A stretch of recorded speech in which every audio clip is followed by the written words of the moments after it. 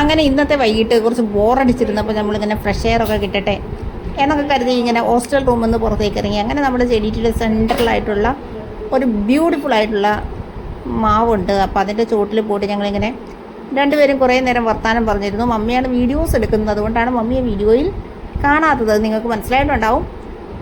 അപ്പോൾ അങ്ങനെ ഒത്തിരി കഥകളും വിശേഷങ്ങളും ഒക്കെ ആയിട്ട് നമ്മൾ നല്ല ഫ്രഷ് എയർ ആണ്. അധികം ക്യാമ്പസിൽ ആരുമില്ല, ഭയങ്കര എല്ലാവരും ജോലിക്കാരൊക്കെ ജോലി കഴിഞ്ഞ് വീട്ടിൽ പോയിട്ടുണ്ട്. ഒരുവിധം വിജനമായിട്ടാണ് നമ്മുടെ ഈ ഈവനിങ് ഇന്നത്തെ ക്യാമ്പസ് ഉള്ളത്. അപ്പോൾ അങ്ങനെ നമ്മൾ വിശേഷങ്ങളൊക്കെ ആയിട്ട് നമ്മളിരുന്നു. അങ്ങനെ നമ്മുടെ ഇന്നത്തെ എന്താ വെച്ചാൽ നമ്മൾ രാവിലെ തന്നെ ഇന്ന് കോളേജിലൊരു ചെറിയൊരു വീഡിയോ ഷൂട്ട് ഉണ്ടായിരുന്നു. അപ്പോൾ അതിനായിട്ട് നമ്മൾ രാവിലെ പോയിട്ടുണ്ടായിരുന്നു.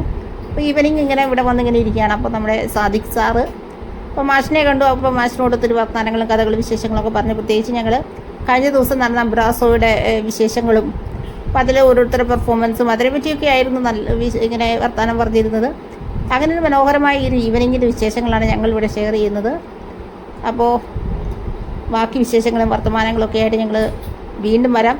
നേരം സന്ധ്യയായി, അപ്പം ലൈറ്റൊക്കെ നന്നായിട്ട് മങ്ങി തുടങ്ങി. അപ്പോൾ നമ്മൾ മറ്റു വിശേഷങ്ങളുമായിട്ട് നമ്മൾ വീണ്ടും കാണും. അപ്പോൾ ഞങ്ങളിങ്ങനെ കഥ പറഞ്ഞിരിക്കുന്നതിൻ്റെ ഇടയിൽ വീഡിയോസൊക്കെ എടുക്കാൻ വിട്ടുപോയി, അതുകൊണ്ട് വീഡിയോസൊക്കെ കുറവാണ്.